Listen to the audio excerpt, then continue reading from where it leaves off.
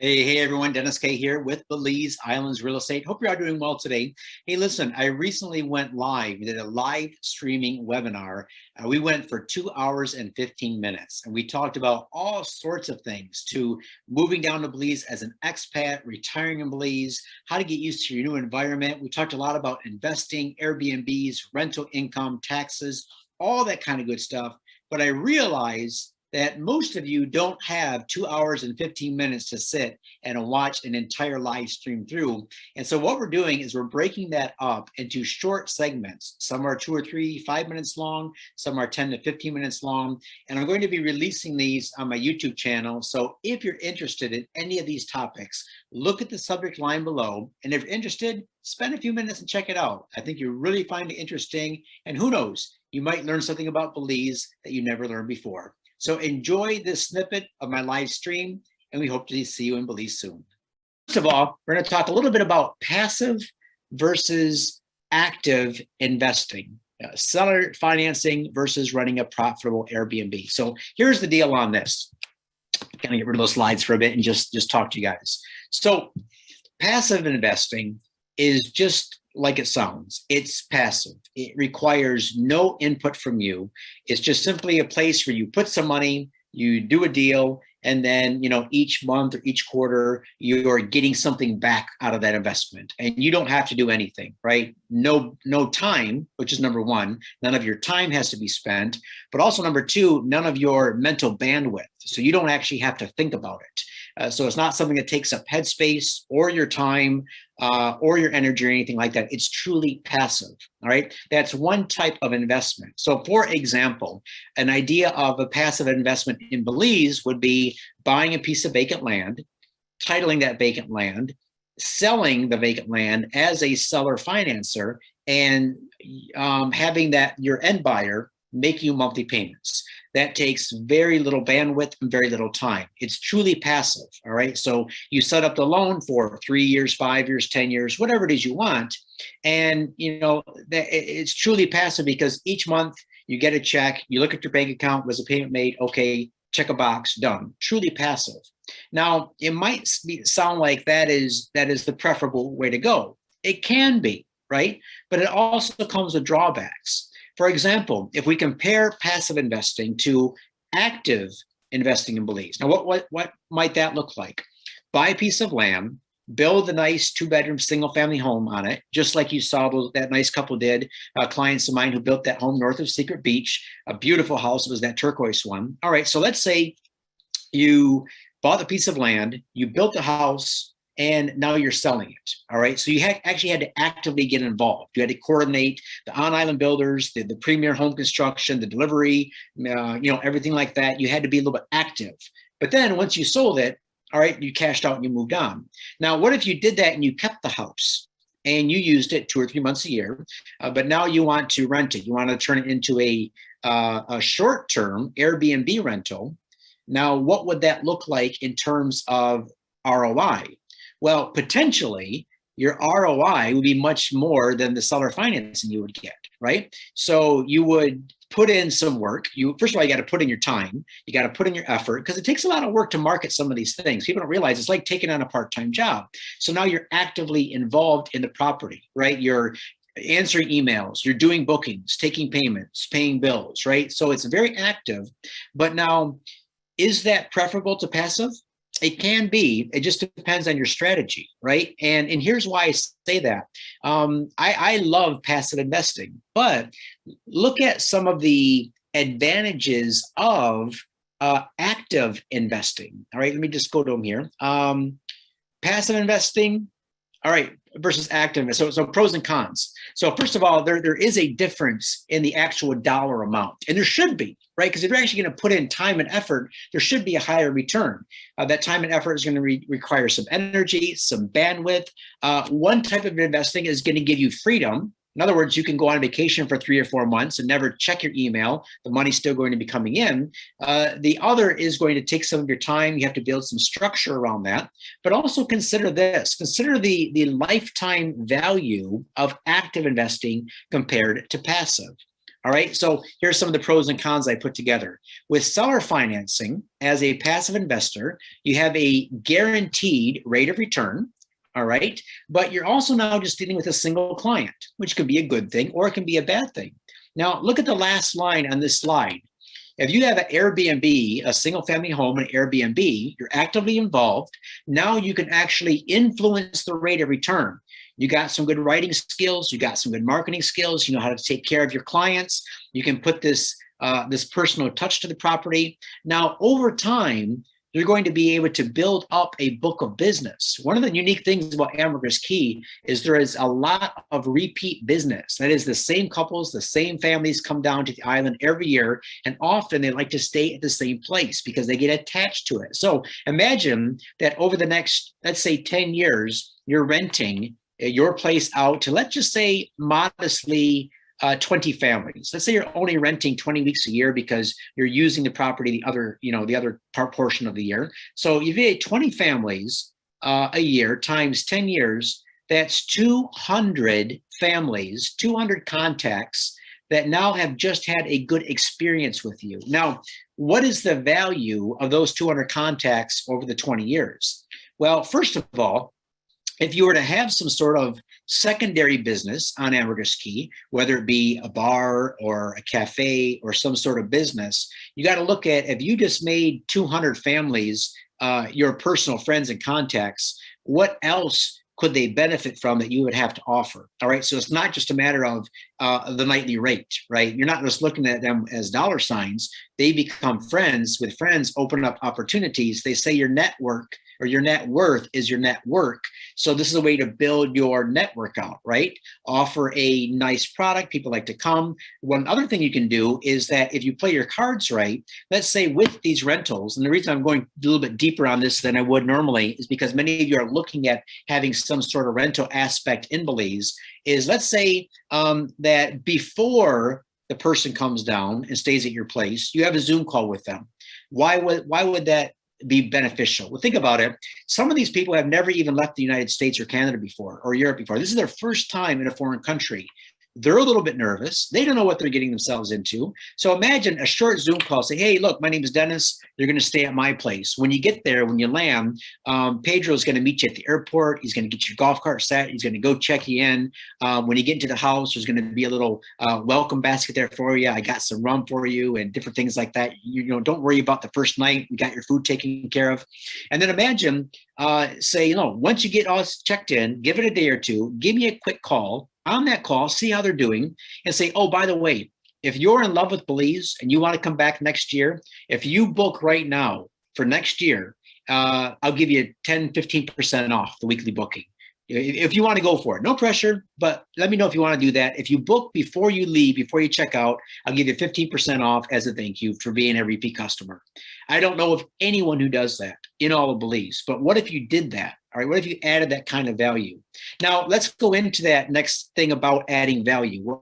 How could you add value to your investments? Well, if you just bought a piece of vacant land, right? I often say don't clear it because you're just going to grow back, right? If it's for your personal use. But if you're buying a piece of vacant land to then to flip to somebody with seller financing, then you do want to make it as attractive as possible, because people sometimes have a hard time envisioning what a raw piece of land looks like or what you could build on that. So have Israel go in with his team, take a few days, go in and clean it. Don't clear it, clean it. That means getting rid of all the underbrush, leave the bigger trees, maybe even have a couple of home plans drawn up. You can get these off the internet for $5 or $10. Have some home plans drawn up, show them on the property. Here's what you could build. Suggest what they could do with the property. If you buy a piece of property, it really has a lot of value, commercial or residential. Otherwise, give your end buyer some ideas of what they could do with the property. Say, look, this property is big enough for your home, a cabana, a pool, or a garden. You could have raised beds, greenhouses, raise your own food. You give them ideas, because people want to be able to see themselves living on the property. They don't want to just see, here's my four corners and here's the size. Give them ideas, add value like that. Now, with the Airbnb, here's some awesome ways to add value. Number one, pet friendly. pet friendly. Why is that important? A lot of people right now, more than ever, I've never seen this in my entire life, since 2003 when I moved to Belize. There are people looking at Belize not as a place to vacation, but as a place to move. And when they move, they might leave everything else behind. The kids, the grandkids, don't care about them so much. The furniture, whatever. But the pets are coming. No matter if the pets are on their last leg, they're 15, 20 years old, the dog can barely, they're bringing their pets. On Ambergris Caye, it is very difficult to find rentals, long-term rentals that are pet friendly. Why is this important? Because even if people are going to come down and build on the property that they bought, where are they going to live in the meantime? They need a place to live, right? People want to come down for extended times, for a month or two or more, as snowbirds, come down and get out of the cold Canadian winters or Northern American winters. They want to bring their pets down with them. They can't find places to rent that are pet friendly. Now, don't just advertise as being pet friendly, make it truly pet friendly. What you could do is you have your house, instead of leaving the land just the way it is, put up a small wooden fence around it. Say, look, this yard is fenced in and is perfect for small dogs. Maybe even build a kennel, right? So a kennel with a little water source right there. So for example, if the owners want to go out snorkeling or diving or fishing for the day, they don't have to worry about Fido. Fido's got his place in the shade. They've got, space to run around. They've got some water there. But imagine if you just marketed that and that was your value add. I don't just have an Airbnb. I have a pet-friendly Airbnb. Now, how about a kid-friendly Airbnb? That was the next on my list. Now, Steph and I don't have kids. We're having lots of fun not having them. But what would make an Airbnb family-friendly or kid-friendly? Right? I don't know. I'd have to count on you guys for that. What would you want to see if you have a toddler, a newborn, a toddler? If you have a couple preteens or teenagers, what would there be about an Airbnb that would make you as a dad or mom go, wow, that's the one? And when you get there, is it a jungle gym in the yard or a tire swing? I don't know what it would be. But what would it be on a sunny day? What would it be on a rainy day when you're stuck inside and the kids are going stir crazy because they're in Belize and they want to get out and do stuff and it's raining for the afternoon? How are you going to keep those kids busy? So think about these things as far as your value add. Some other things I was thinking about. More and more people are wanting to stay in shape while they're on vacation. So now, yes, there are several really good gyms on Ambergris Caye. You can do some CrossFit, you can join some, classes, whatever you want to do. But, what if you made your rental unit fitness friendly?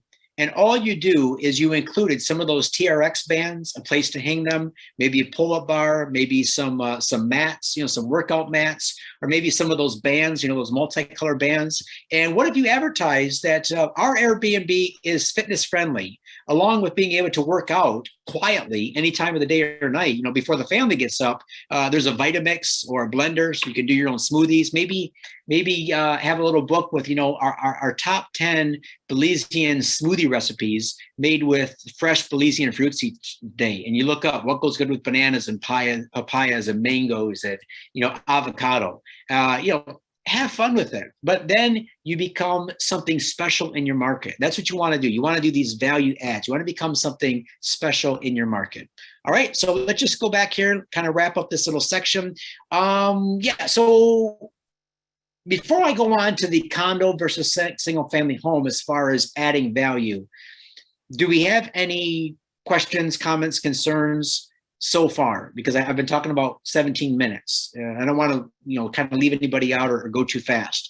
Anything I've talked about so far that you had a question pop up and I could answer that for you. I'll just give you a minute here.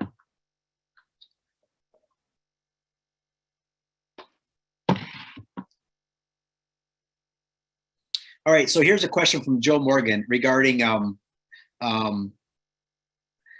Joe wants to know about occupancy rates for Ambergris Caye. So you want to do a spreadsheet.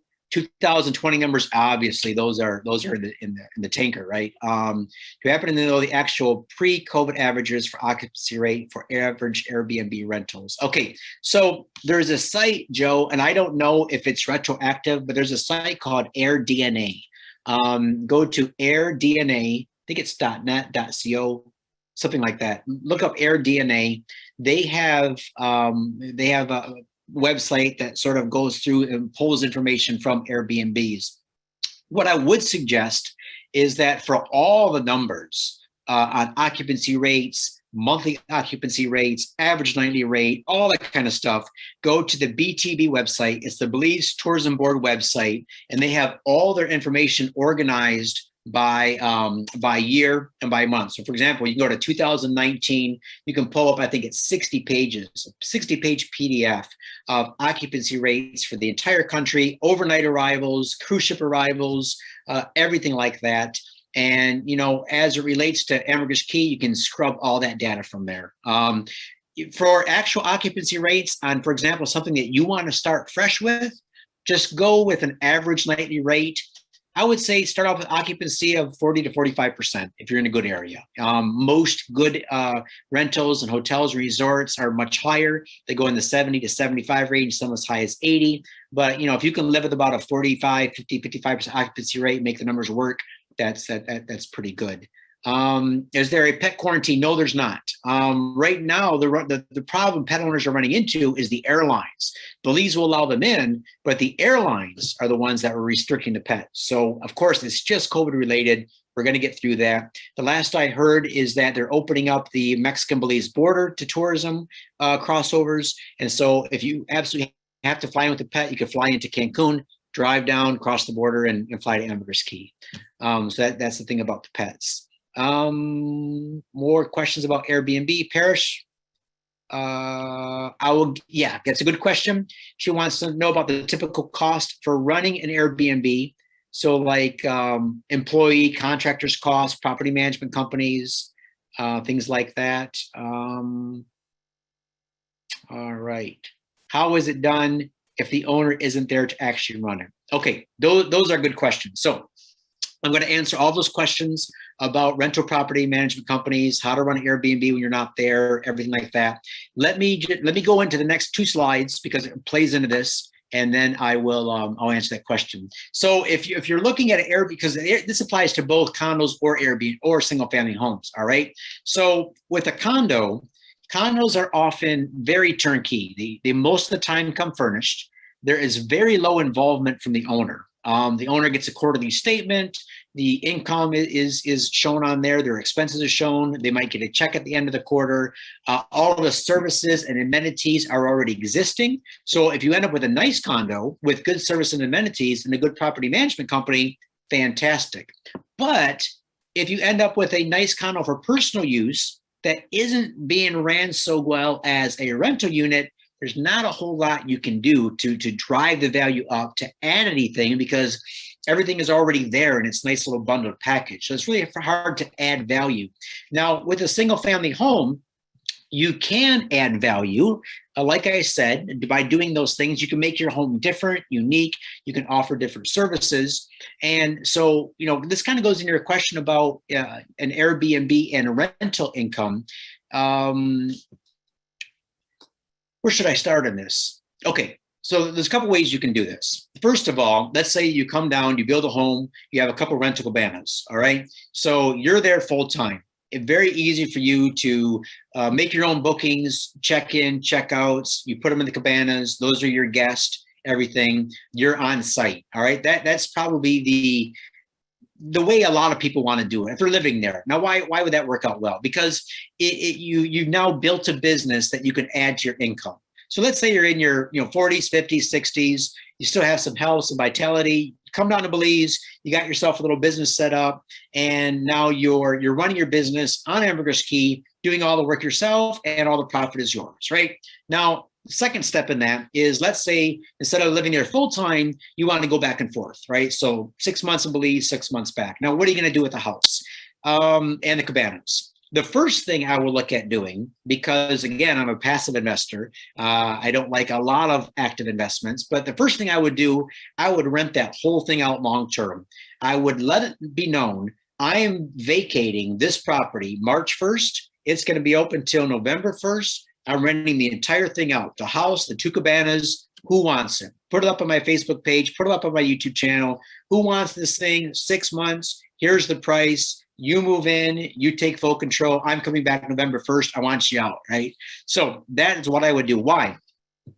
Zero involvement. Again, you have one renter, you're dealing with one set of clients. They probably know what they're getting into. They want to live there. Maybe they're the ones who are building their beachfront home a few lots away, right?